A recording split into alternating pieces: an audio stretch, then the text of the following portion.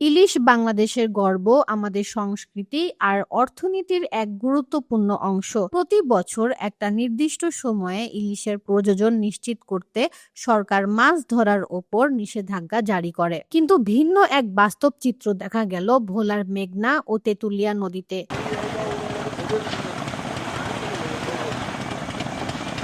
দূর থেকে দেখে মনে হবে ইলিশ মাছ ধরার মৌসুম চলছে পুরোদমে। চিত্র এমনটাই বুঝিয়ে দিচ্ছে। ভোলার মেঘনা ও তেঁতুলিয়ার নদীর প্রায় ১৯০ কিলোমিটার এলাকা জুড়ে ইলিশের অভয়াশ্রম ঘোষণা করেছে সরকার। ১ মার্চ থেকে ৩০ এপ্রিল পর্যন্ত সব ধরনের মাছ ধরা, পরিবহন ও বিক্রি নিষিদ্ধ থাকলেও দিনরাত নদীর বিভিন্ন পয়েন্টে অবাধে জাল ফেলছেন জেলেরা। নিষেধাজ্ঞার খুব একটা প্রভাব নেই ভোলায়। ধরা হচ্ছে জাটকা সহ বিভিন্ন প্রজাতির মাছ। কিছু সময় পর পরই সেই মাছ উঠছে ভোলার বিভিন্ন ঘাটে। প্রকাশ্যে বেচা কেনায় সরগরম মাছের ঘাটগুলো। সদর উপজেলার তুলাতুলি ঘাট সহ জেলার বিভিন্ন মাছ ঘাটেরই এখন এমন চিত্র। একদিকে জেলেরা ট্রলারে মাছ নিয়ে ফিরছেন, আর আড়তে চলছে হাকডাক দিয়ে বিক্রি। শুধু ঘাটেই নয়, শহর থেকে গ্রামে সবখানেই প্রকাশ্যে বিক্রি হচ্ছে এসব মাছ। দেখে বোঝার উপায় নেই চলছে নিষেধাজ্ঞা।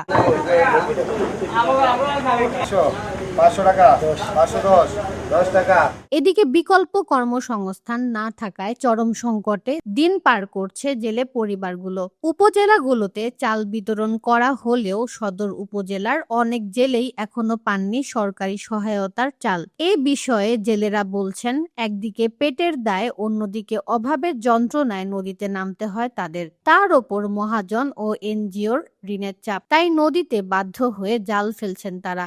জেলেদের দাবি, নিষেধাজ্ঞার সময় যেন বন্ধ করা হয় এনজিওর সাপ্তাহিক কিস্তি।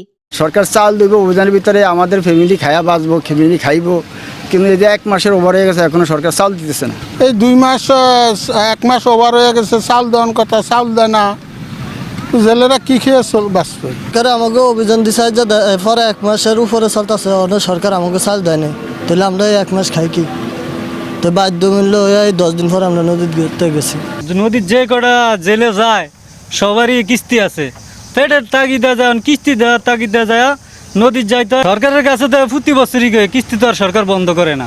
সমিতি আছে, বিভিন্ন দেন ফেলে আছে, এর ফলে নিজের ফ্যাট আছে, পিঠ আছে, এর ফলে সংসার আছে, এর সরকার তো কোনো একটা কিছু কেয়ারই নেয় না আমাকে।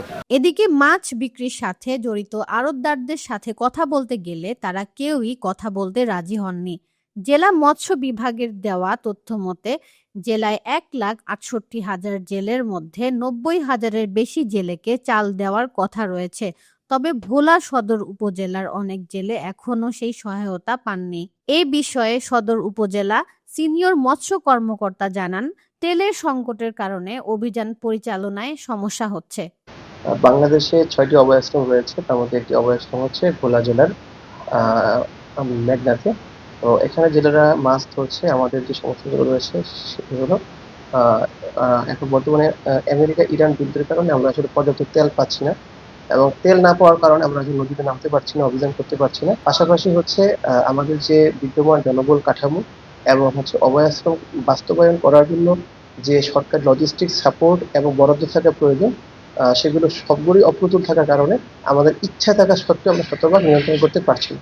বিভিন্ন কর্মসংস্থান ও সময় মতো সরকারি সহায়তা না পেলে নিষেধাজ্ঞা বাস্তবায়ন করা কঠিন হয়ে পড়বে বলে মনে করছেন সংশ্লিষ্টরা।